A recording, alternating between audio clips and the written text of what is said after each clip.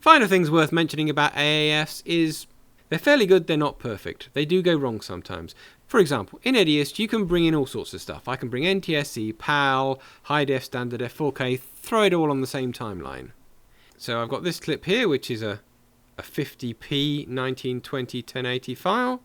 And I've got this one here, which is a 24p file. So I've got mixed frame rates on here. Let's export that and see what happens. I'm going to go to File, Export AAF, give it a name. As I'm going to go off to, say, Premiere, I'll just use the original clips. Go OK. It didn't work. Why didn't it work?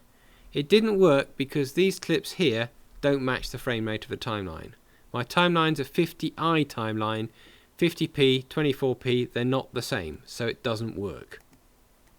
You can get around it by going out to an AAF, and instead of using the original clips, use the copy clips. Now Ediest is going to remake everything, but it does do the AAF for you. It'll go off, it'll export the AAF, and my 24p clip and my 50p clip will now be converted by Ediest to 50i on the export. So it's still doable, but if it's mixed frame rates, they have to be converted. It can't link to the originals.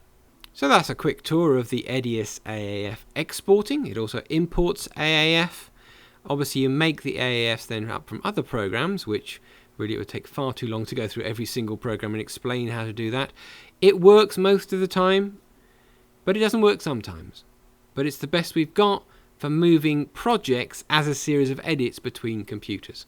So if all you want to do is move the entire clip, forget it, just make a movie. But if you want to move it as an edit and then re-edit it in another program, then you can use an AAF and the edit will come in almost intact into your other program. You might have to do your picture-in-picture again, you might have to do a 3D again, you might have to do a bit of color correction again, but it'll come through almost intact into the other program.